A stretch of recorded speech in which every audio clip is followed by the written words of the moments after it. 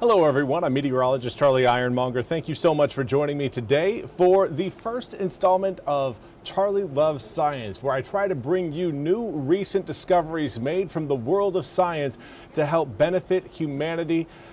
Really going to try to focus mostly on, of course, climate change, as that is one of the biggest issues facing the entirety of humanity. And will continue to be a main focus of humanity over the next at least 4 or 5 decades. Unfortunately, though, we do have some bad news and some good news. I'm going to save the good news for the end, but want to highlight the bad news first, is that we have now passed a climate tipping point, the first climate tipping point, the health of coral reefs. Now, a tipping point is a critical really a critical point or threshold where once surpassed, it acts as a domino effect and leads to other impacts down the line that negatively impact human existence and at some point and sometimes actually has irreversible consequences. The health of coral reefs, again, is the first one, the first kind of climate tipping point that we have surpassed. Some of the other ones that we are keeping a very close eye on are the status of the Arctic and Antarctic ice sheets on Greenland, ice sheets on Antarctica. That is a big problem, that if those ice sheets weaken to the point where they actually collapse into the ocean, it will adjust the ocean's salinity. It will lead to a massive influx of water into the oceans, and that will lead to ocean, or really sea level rise, being a coastal area in eastern North Carolina. That has a direct impact on us. That is just, again, some of the other climate tipping points that we're looking at, but today we're going to be focused on coral health.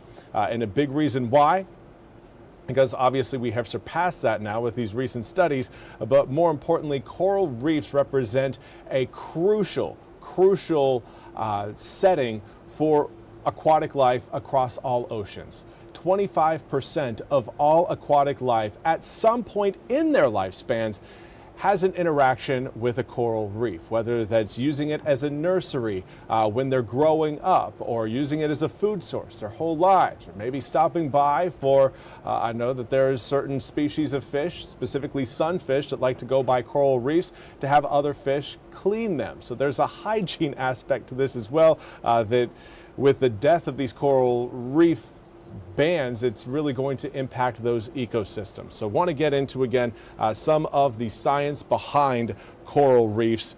Here is a look at exactly how it all really comes together. Healthy coral, you know it when you see it, tends to be, again, very vibrant in color and have quite a bit of life around it. Healthy coral is really a relationship between coral, the animal, and then algae that lives within it. They depend on each other to survive. Without the algae, the coral dies out, because the algae is most of what that coral actually eats. So the algae living in the coral tissue, again, provides the food for the animal, that is the coral. Now, the algae also gives the coral its specific colors. Again, different species of coral attract different types of algae, and that's why, again, you have those different colorations. But coral is very sensitive to ocean temperatures and ocean acidity.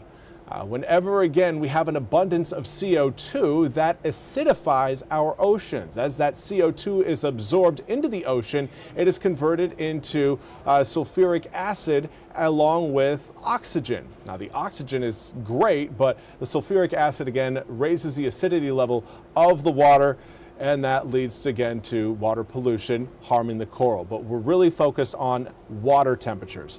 Water temperatures have gotten quite a bit hotter over the past 20 years, even the past 30 years, and projections show that water temperatures are expected to continue to climb. We'll go over that in this chart right above me coming up in just a few moments, but again, it's the pollution that helps strain that algae and really strains the coral, and as the coral is strained and stressed, it expels that algae out. So it leads to kind of an expulsion of its own food source, which adds to more stress for that coral, and then it also leads to a loss of color. And that's where we see bleaching occur. You can tell just how healthy the coral reef is based on color alone, because if you're seeing a whole lot of white, you're looking at very stressed coral, and most of that coral that is bleached will end up dying. 44% of the coral researchers found on the Great Barrier Reef off the coast of Australia died within a 2-year period in a study done by the University of Sydney. This is, again, a drastic step that is going to impact a lot of people across the world. Of course, it's not just Australia, it's not just the Pacific Islands. In Florida, around the Caribbean, we have coral reefs that people depend on for their livelihoods. Commercial fishing is a big driver of the economy, usually for the U.S., brings in generally about, or I shouldn't say for the U.S., we'll do it tourism and recreation, not tourism recreation. We'll go fisheries across the world usually generate around $5.7 billion based off the fish taken from or having some sort of association with coral reefs. That is a massive impact for pocketbooks and, of course, for people putting food on the plate, especially in those Pacific Islands.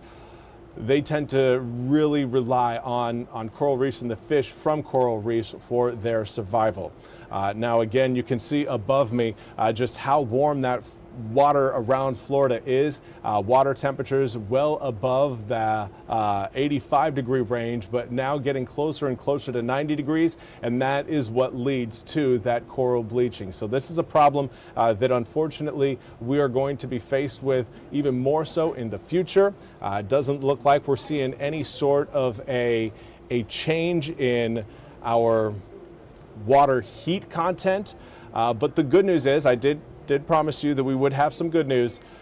Problem is, again, we've passed that climate tipping point of coral health, where now more coral is going to die than really reproduce over this next calendar year. And because of rising sea surface temperatures and because of rising ocean temperatures, that is a trend that is only going to get worse. But the good news is that one of the main drivers of climate change, that is the burning of fossil fuels and the injection of carbon into the atmosphere in the form of carbon monoxide, but more so carbon dioxide, along with methane and other greenhouse gases. The fossil fuel, or the energy created by the burning of fossil fuels is now more expensive than the energy produced by solar power. And that tipping point, that positive tipping point, is a good sign in the fight against climate change and against global warming. So it's one, we'll continue to keep you up to date on some of these issues. Of course, COP30 is happening right now. If you'd like to keep up to date with that, you can search it in the news. While the federal government did not send a delegation to COP30 this year, there is American representation in the climate change community at COP30, as I believe being spearheaded by both Governor of California Gavin Newsom, along with Senator Sheldon Whitehouse, I believe, of Massachusetts. But we will again have more news, or really more news and weather, coming up at 3 o'clock. But we will have more of Charlie Loves Science and more of these scientific discoveries to keep you in the know about your environment, about the world you inhabit every day. Hopefully we'll start having more good news and bad news, but I'm going to try to keep it even across the board. Thank you so much for joining me. Again, we'll be back with news and weather coming up at 3 o'clock.